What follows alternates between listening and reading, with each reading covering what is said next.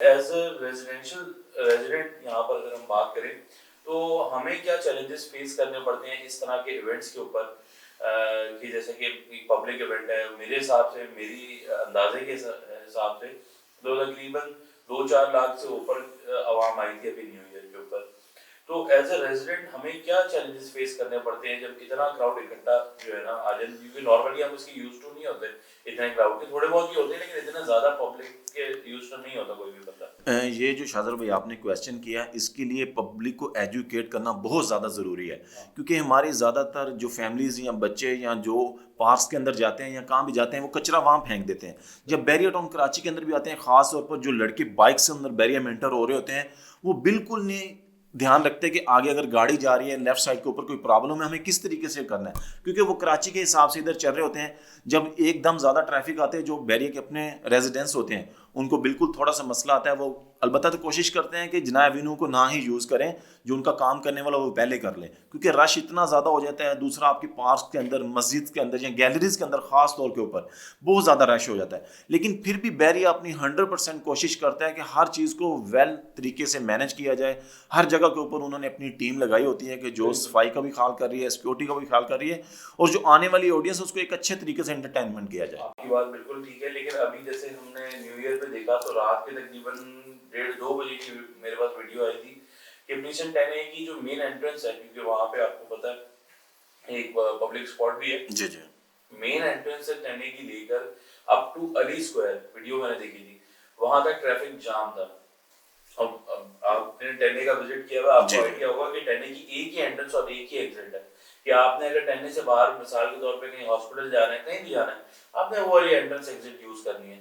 लेकिन जब आपको इतना ज्यादा क्राउड मिलेगा, मतलब आपसे रिलेट ही नहीं करता, वहाँ की आवाम ही नहीं है, जो रेजिडेंशियल एरियाज के अंदर लोग घुस आते हैं, जो मतलब रिहायशी इलाकों में घुस आते हैं लोग, कि यहाँ पर रात के और ओवर स्पीडिंग करते हैं लोग और मतलब कचरा करते हैं, तो उसके हवाले से आपका क्या ख्याल है? जैसे आपने P10 की बात की, उस रात अगर कोई मैप भी लगा रहा था ना, मैप के ऊपर आपको सारी स्ट्रीट रेड रेड रेड नजर आ रही थी, और सुबह फजर तक रेड नजर आ रही थी। अगर उस दरमियान में किसी को कोई इमरजेंसी बन जाती है, किसी को हाँ। हॉस्पिटल जाना है या किसी को कुछ किसी तरफ जाना है, इसलिए आने वाले जो लोग हैं उनको खुद एहतियात करनी चाहिए कि अगर आप किसी पिकनिक पॉइंट के ऊपर आए हैं जहाँ के ऊपर आपकी पार्किंग है, आप पार्किंग के ऊपर अपनी गाड़ी को लगाएं, बाइक को लगाएं, और एक अच्छे तरीके के साथ आप कहीं बैठ जाएं या आप चीज़ों को एंजॉय करें। ये नहीं कि आप सारी रात रोड के ऊपर ही भागते रहें। बैरियर सिक्योरिटी खुद भी बहुत अच्छे तरीके से मेंटेन करती है, लेकिन हमारी वीडियो से या हमारे पॉडकास्ट के हम कोशिश करते हैं कि जब आप आते हैं, आप अपने आने का बता देते हैं कि आप किस इलाके से आए हैं, किस फैमिली से हैं, किस तरीके से साथ चीज़ों को लेके बिल्कुल। चल रहे हैं। सिक्योरिटी तो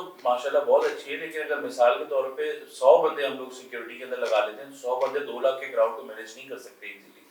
कुछ हद तक कर सकते हैं, 10-20 हज़ार 50,000 लोगों को कर लेंगे, लेकिन 2-4 लाख लोगों को मुश्किल हो जाता है, वो भी ज़ाहिर है इंसान है। ऐसा। तो मेरा सजेशन अपनी पब्लिक के लिए यही होगा कि बहरिया के अंदर आए, यहाँ के लोकल बिजनेस को सपोर्ट करें।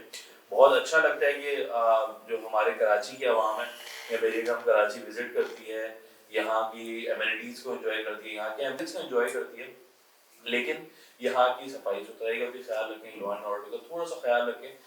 रखना हर जगह ही होता है, लेकिन यहाँ थोड़ा सा कोशिश करेंगे ज़्यादा रखें, क्योंकि बहरिया की तरफ से ना आपको किसी भी पब्लिक प्लेस पे कोई ऐसी जगह मिल जाएगी कि फॉर एग्जांपल आपने कोई चीज़ खाई, तो वो आपको डिस्कार्ड करने के लिए आपके पास हर जगह डस्टबिन मौजूद होते हैं, हर जगह पार्किंग स्पेसेस राइट नाउ तो बहुत ज़्यादा आपको अवेलेबल होती है। मतलब आप मतलब इस रोड के ऊपर नहीं है तो इसके पीछे वाली रोड के ऊपर आपको मिल जाएगी, और इतनी ज्यादा मतलब यहाँ पर बिल्डिंग्स तो बनी भी नहीं है कि आप रोड पार नहीं कर सकते। शादर भाई, अभी मैं आपकी बात काट रहा हूँ। अभी लास्ट एक इवेंट हुआ, जो लड़के जना से इंटर हुए, और ये राडो की ना क्लॉक लगा हुआ है, जैसे आप मलिक स्क्वायर की तरफ आते हैं, हाँ। लड़के उसके ऊपर चढ़ के पिक्चरें ले रहे हैं। यार, ये ऑडियंस को खुद ख्याल करना चाहिए कि हम किस जगह के ऊपर जा रहे हैं। अगर बैरिया टाउन कराची ने आपको इतनी ज़्यादा फैसिलिटीज़ और सहूलियत दी हैं, आप अच्छे तरीके से उसको एंजॉय करें, ये नहीं कि आप उसको आके ख़राब करने लग जाएं। दरअसल बात ये है ना कि जब तक पब्लिक को जो है ना हम लोग खुद एजुकेट नहीं होंगे और पब्लिक को एजुकेट किया नहीं जाएगा, तब तक लोगों को लोग करते रहेंगे, क्योंकि ये ह्यूमन नेचर है कि रूल्स के अगेंस्ट ये जाना। इसीलिए हमने इस टॉपिक के ऊपर ज़्यादा बात की है कि आने वाले हर बंदे को चाहिए कि आप अपने आप को एजुकेट करके आएँ, और कम से कम आप अपना ख्याल रखें और अपने सराउंडिंग के लोगों का ख्याल रखें। क्योंकि बहरिया इटसेल्फ मतलब रोड्स बहुत अच्छी हैं, इंफ्रास्ट्रक्चर बहुत अच्छा है, लेकिन मतलब अक्सर मैंने मतलब फील करता हूँ कि लोग यहाँ पर बहरिया आते हैं, अपनी एग्जॉटिक गाड़ियाँ लेकर आते हैं, कोई फलानी गाड़ी ले आया, कोई ये ले आया, कोई बाइकें ले आते हैं, कुछ हर तरह के लोग आते हैं। तो मतलब उनका ये होता है, समझते हैं कि ये बहरिया नहीं है, ये जर्मनी का ऑटोबान है, कि यहाँ पर स्पीड लिमिट नहीं है और यहाँ पर बस उड़ाई जाओ गाड़ी। तो वही अनफॉर्चुनेटली आपने इस दफा भी न्यू ईयर में देखा कि मतलब काफी सारे एक्सीडेंट्स भी हुए इसी वजह से कि लोग आते हैं, ऑटोबान समझते हैं इसको और ओवर स्पीडिंग करते हैं, कहते हैं कि हम यहाँ पर 500 किलोमीटर पर आवर मार लेंगे, बिल्कुल ऐसे। और वो खुदा ना खास्ता फिर कोई ना कोई इंसिडेंट हो जाता है। लेकिन इस दफ़ा बहरिया की सिक्योरिटी की तरफ से चलान भी काफ़ी लोगों को किया गया, जिन्होंने रूल्स तोड़े। बहरिया ने अपनी तरफ से 100% कोशिश की कि लॉ एंड ऑर्डर का ख्याल रखा जाए, लेकिन जिन लोगों ने रूल्स तोड़े उनके चलान्स भी हुए। नेक्स्ट टाइम जो भी ऑर्डर्स है वो ख्याल करे, खास तौर के ऊपर।